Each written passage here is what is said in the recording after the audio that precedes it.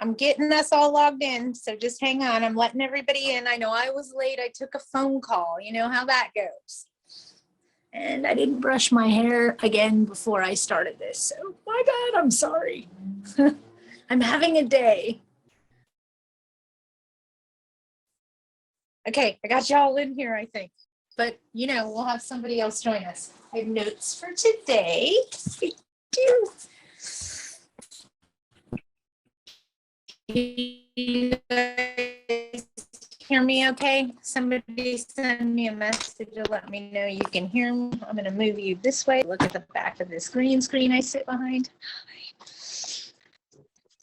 Want to talk to you briefly about what we're faced with currently. Oh, thank you. You guys remember it's my birthday tomorrow, Turkey Day. Yes, happy birthday to me. Okay, with the upcoming holidays, here's some things I can remind you guys of, okay? It is no longer California wildfire season, okay? We now have California house fire season. Real talk, okay? Pay attention. With the holidays approaching, we end up with fires, and I just want to talk to you about them. How you can protect yourself, make sure your insurance is up to date. Someone will have a turkey fire, or they will have a deep fat fryer catastrophe when they deep fat fry a turkey. Someone's oven will fail to work. Someone's pies are going to get ruined because the oven's stuck on self-clean with their pies in it. Christmas lights on a dead tree. Hey, that's what we do. It's a recipe for disaster. Obviously, fire season is upon us, so we need to be aware of that. Not just that it's fire season, but also that it's the holidays. And this is when families get together, they have a little bit of alcohol, and a fight erupts. So keep that in mind. 911 is the best resource as far as that. And remember, if their oven doesn't work, that's a habitability issue once they notify you, okay? So from the time they notify you to the time they fix it, they don't owe rent. So keep that in mind. It tends to happen a lot during the holidays for some reason. I know as a regional manager, we see a lot more fires between November and January. And they're not all caused by Christmas tree lights and turkeys in the oven. A lot of them could be caused by Christmas lights on the roof and an electrical short circuit. I mean, anything can happen. All I'm trying to do is keep you in the mindset that it's the holidays, and this is usually when the fires come, so to speak. So keep that in mind. That you may be dealing with some fires in the near future. Don't say I didn't warn you. It's something that I statistically see. When you manage 5,000 doors, you're going to have at least 3 that deal with a fire, a flood, or something throughout the holiday season. Err on the side of caution. Remember to use your fogging techniques, and don't speak in absolutes. That is the best thing that I could tell you. If you don't use absolutes, then you absolutely can't give the wrong answer. What am I talking about? Don't say you will be evicted. That's a threat. Say you could be evicted. That's not a threat. Okay, so you will and you could. One is a definite and one is not a definite. We want to use those non-definite terms, because if you tell someone you could get evicted, you could be involved in a lawsuit, you're not threatening them. You're telling them they could, not they are. Okay, so don't use absolutes, especially when you're writing, you guys. If you write in absolutes, you're writing a threat 9 times out of 10. So even when we're trying to do that friendly little letter and send that nice little note, it comes in a threatening manner because you used absolutes. So start using words like could, should, might, maybe, most likely.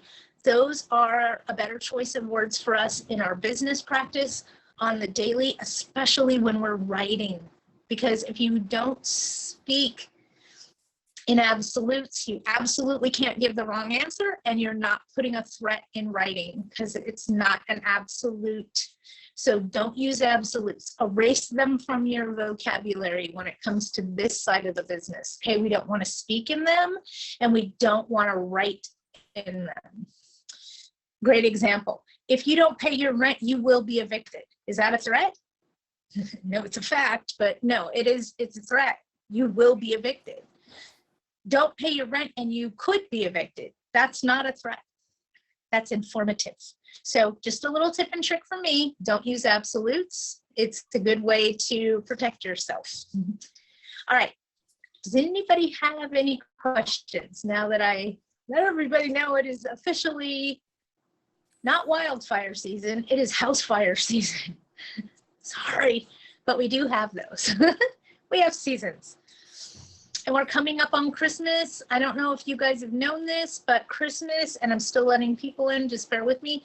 Christmas is the busiest time for us as property managers, for us as landlords. And people ask me, why is Christmas busy?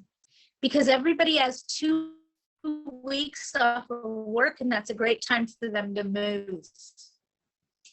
So I notice most of my move-ins happen over holidays. Makes sense, right? Nobody has to take time off work to move if you're already beginning your holiday period. So we see a lot of move-ins and move-outs happen over the holiday period just because people have free time on their hands. For lack of a better way to explain that. And if I didn't tell you guys, I'm telling you now, AGLA and Apartment Investors Club are doing a in-person trade show at the Pasadena Convention Center in March. I will be there. Hope to see you guys there. It should be a lot of fun. I haven't heard if I'm speaking on the stage yet, but we'll find that out soon, I'm sure. Does anybody have anything they want to address or talk about, something that we need to bring light to today? Anybody? Not a whole lot. I'm going to make this one real short if nobody has anything.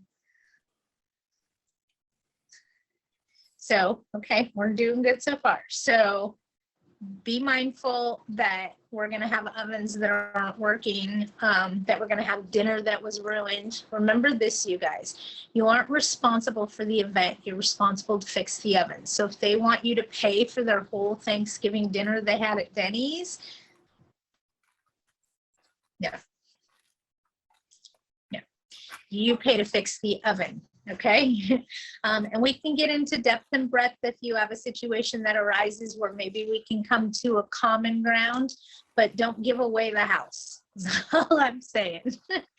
I hear too many people that go, oh, I'm so sorry your whole meal was ruined. You don't owe rent for next month. That's horrible. Don't do that to yourself. Okay. The event was horrible, yes, and you will fix the oven, and you're so sorry that that happened to them. But come on, people get flat tires on their way to work. It's part of life. Things break. It's what happens. Right? All right. If nobody has anything, everybody have a wonderful, wonderful Thanksgiving. If you've applied for the money from the state, let me say this first, and I don't think April's on today. Let me look really quick. No, I do not see her. If you have applied for the money from the state, go back in there. You know how we have to go back in every month and add a new month of rent that's owed? And we all went back in and opened our cases and added November's rent. Go back in there for December and add future rents all the way to March. We're seeing that landlords are being paid through the end of March through the Housing is Key program. So just sign up for future rents through March. That way you don't have to do this every month. Okay. Redundancies, right? All right, you guys have a wonderful Thanksgiving. Please err on the side of caution. If you do end up in a crisis with a fire or something along those lines, feel free to call me, but don't speak in absolutes. That's what's going to save you. Thank you. You guys are remembering my birthday. That's tomorrow. So have a wonderful Thanksgiving. And if you guys need anything, I am in town. Hunt me down. You guys can call me always. And I'll talk to you soon. Have a wonderful, wonderful Thanksgiving. And we will chat again next week. Bye, guys.